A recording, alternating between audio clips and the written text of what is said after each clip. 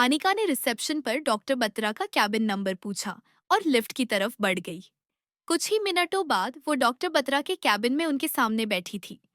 Doctor Batra Anika को देखकर shocked थे, पर अपने एक्सप्रेशन को छुपाते हुए एक जबरदस्ती की स्माइल के साथ बोले, मिसेस ओबेरॉय, आप क्या अब आप ठीक है? अनिका मुस्कुराते हुए बोली, now I am absolutely fine doctor Batra. Doctor Batra ने तिरछा मुस्कुराते हुए कहा, हाँ, आपका यहाँ कैसे आना हुआ? अनिका बोली, ये तो मुझसे बेहतर आप जानते हैं। बोलते हुए अनिका डॉक्टर के सामने पड़ी चेयर पर बैठ गई। दूसरी तरफ अर्नब अपने कैबिन में काम कर रहा था। तभी रोनित अंदर आया। उसके हाथ में एक एनवेल्प था। उसने एनवेल्प अर्नब के सामने रखते हुए कहा, हमने अंजलि पर नजर रखवाई थी।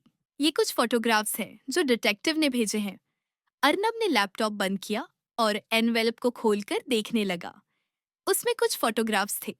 अर्नब एक एक कर उन तस्वीरों को देख रहा था और जैसे जैसे वो आगे बढ़ता गया, उसकी भौहें सिकुड़ती गई। ये ये फोटो, बोलते हुए अर्नब ने रोनित की तरफ फोटो बढ़ा दिए। ये सब क्या है रोनित? रोनित भी उन फोटोज को देखकर चौंक गया। अर्नब दांत पीसते हुए बोला, अध्या और अर्चित साथ में कैसे? रोनित ने देखते हुए कहा, मैंने उस प्राइवेट डिटेक्टिव से कहा था कि अंजलि और उसकी फैमिली पर नजर रखो। शायद उसने अर्चित पर नजर रखते समय ये फोटोज ली होंगी। अर्नब ने गुस्से में अपनी मुट्ठियां भींच लीं। वो चेयर पर बैठा और माथे पर हाथ रखकर रगड़ने लगा। कुछ देर रुककर अर्नब ने कहा, अंजलि के साथ मेरी मीटिंग फिक्स करो। रोनित ओके बोलकर चला गया। अर्नब ने फोटो को देखा और बुदबुदाया, अध्या, तुम्हें यही मिला था। अर्नब अंजलि को कॉलेज के समय से जानता था कि वो कैसी है और उसका बिहेवियर कैसा है। उसे डर था कहीं अर्चित भी उसके जैसा न हो। अर्नब गुस्से में मुट्ठियां भींचकर रह गया। इधर अनिका के सामने बैठे डॉक्टर बत्रा पसीने से भीगे हुए थे। अनिका बोली, रिलैक्स डॉक्टर बत्रा, रिलैक्स। ये बातें हमारे ही बीच रहेंगी, किसी को कुछ पता नहीं चलेगा। इतना बोलकर अनिका उठी और उनके कैबिन से निकल गई। उसके होठों पर ऐसी स्माइल थी जैसे उसने कोई जंग जीत ली हो। वो अपनी ही धुन में चली जा रही थी कि तभी एक आदमी से टकरा गई। इससे पहले कि दोनों गिरते, उस आदमी ने खुद को संभालते हुए उससे भी पकड़ लिया।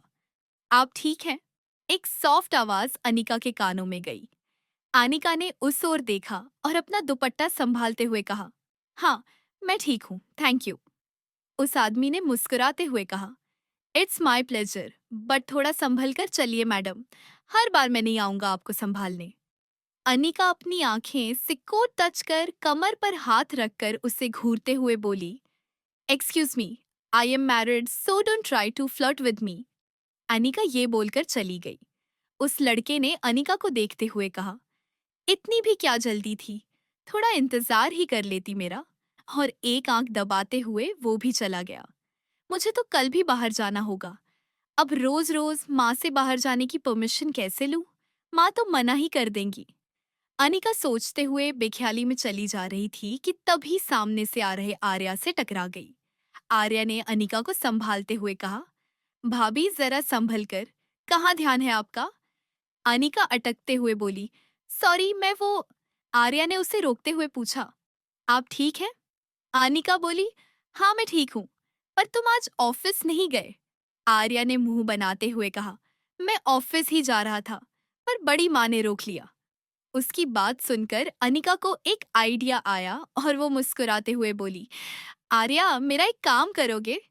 आर्या शायराना अंदाज में एक्टिंग करते हुए बोला, जी भाभी, बताइए क्या काम है? ये देवर आपकी सेवा में 24 घंटे हाजिर है। अनिका हंसने लगी। इधर अंजलि कुछ काम कर रही थी जब माया उसके कैबिन में आई। माया अंजलि की असिस्टेंट होने के साथ साथ उसकी अच्छी दोस्त भी थी। वो सामने पड़ी चेयर पर बैठते हुए बोली, यू नो व्हाट, मैं कौन सी ब्रेकिंग न्यूज लेकर आई हूँ? अंजलि ने लैपटॉप से नजरें हटाकर माया की तरफ सवालिया नजरों से देखा।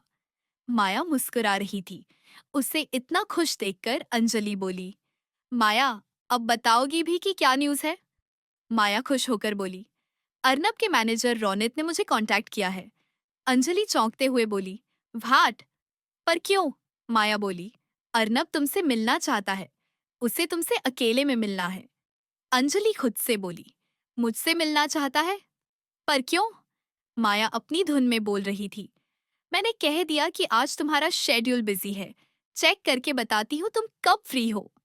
तभी अंजलि ने उसे बीच में रोकते हुए कहा, अर्नब मुझसे मिलना चाहता है तो जरूर कुछ इम्पोर्टेंट बात होगी। पिछले 3 सालों में ये पहली बार है जब अर्नब खुद मुझसे मिलना चाहता है। तुम एक काम करो माया, कल रात के डिनर पर मेरी मीटिंग फिक्स करो। मैं भी तो जानूं वो कौन सी वजह है जो अर्नब को मुझसे मिलने के लिए मजबूर कर गई। उसी दिन रात में करीब 9 बज रहे थे जब एक स्पोर्ट्स कार अनीका के घर के बाहर आकर रुकी। कार में से आर्या बाहर आया और उससे टिककर खड़ा हो गया। वो इधर उधर देखते हुए किसी का इंतजार करने लगा। वो बार बार अपनी रिस्ट वॉच में टाइम देख रहा था। तभी दरवाजा खुलने की आवाज आई। आयुषी उसकी तरफ आ रही थी। उसके चेहरे पर अजीब से भाव थे। आर्या उसे देखकर मन ही मन बोला, इसने मुझे यहाँ क्यों बुलाया होगा? ये ऐसे मुंह लटकाकर क्यों आ रही है? कहीं इसने मुझे दोबारा मारने के लिए तो नहीं बुलाया? ये ख्याल आते ही आर्या ने झट से अपने दोनों गालों पर हाथ रख ली और ना में सिर हिलाने लगा। आयुषी ने उसे अजीब नजरों से देखा और खुद से बोली, ये क्या कर रहा है? पागल हो गया है क्या? आर्या डरते हुए बोला, देखो, अगर तुमने मुझे दोबारा थप्पड़ मारने के लिए बुलाया है तो मैं इस बार सबको बता दूंगा कि तुम मुझे अकेले में बुलाकर मारती हो। आयुषी ने उसकी तरफ हाथ बढ़ा दिया। आर्या 2 कदम पीछे हटते हुए बोला, दूर रहो, मैंने कहा ना। आयुषी झुंझला कर बोली, अरे मैं आपको मार नहीं रही हूँ। आर्या सीधा खड़ा हो गया और हाथ नीचे करते हुए बोला, तो तुमने मुझे यहाँ क्यों बुलाया है? आयुषी ने हाथ बढ़ाते हुए कहा, आपसे सॉरी कहना था। मैंने कुछ ज्यादा तेज मारा था ना। आर्या फिर पीछे हटते हुए बोला, मुंह से बोलो ना, छूने की क्या जरूरत है? आर्या को खुद से इतना डरते देख आयुषी को हंसी आ रही थी, पर उसने कंट्रोल किया। सॉरी, मैंने जानबूझकर नहीं मारा। आर्या बोला, इट्स ओके, पर आगे से फिर कभी मरोगी तो नहीं? आयुषी जल्दी से बोली, नहीं नहीं, मैं ऐसा क्यों करूंगी? आर्या बोला, तुम्हें बस मुझसे यही कहना था। आयुषी ने हाँ में सिर हिला दिया। आर्या मुस्कुराकर बोला, ओके, मैंने तुम्हारा सॉरी एक्सेप्ट किया। Bye, good night. बोलता हुआ वो कार में बैठ गया और आयुषी अंदर चली गई। उसे अंदर जाते देख आर्या खुद से बोला, एक सॉरी के लिए इसने मुझे यहाँ बुलाया।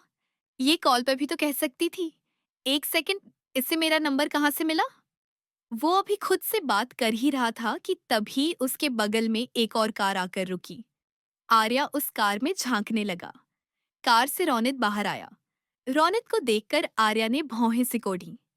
रोनित भाई, इस टाइम क्यों आए हैं?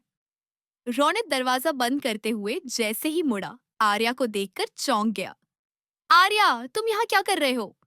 आर्या उसके पास आते हुए बोला, सेम क्वेश्चन भाई, आप यहाँ क्या कर रहे हैं?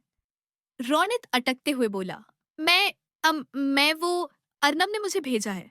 पर तुम यहाँ कैसे? आर्या ने इधर उधर देखते हुए कहा, मुझे बड़ी माँ ने भेजा है। फिर दोनों यहाँ वहां देखने लगे। तभी उन्हें कुछ अजीब आवाजें सुनाई दी। दोनों ने एक साथ कहा, ये आवाज कैसी? आर्या बोला, शायद घर के पीछे से आ रही है। दोनों घर के पीछे की तरफ चले गए। 2 लोग घर की दीवारों पर कुछ डाल रहे थे। ध्यान से देखने पर लगा कि पानी जैसा कुछ है, पर स्मेल से उन्हें पता चल गया कि वो पेट्रोल है। आर्या और रोनित ने चौंक कर एक दूसरे को देखा और उन आदमियों को पकड़ने के लिए उनकी तरफ भागे। अपनी ओर उन्हें आता देख वो दोनों आदमी भी भागे, पर आर्या और रोनित ने उन्हें दबोच लिया। आगे जानने के लिए सब्सक्राइब माई चैनल और बेल आइकन को ऑन कर ले ताकि कहानियों का सिलसिला चलता रहे।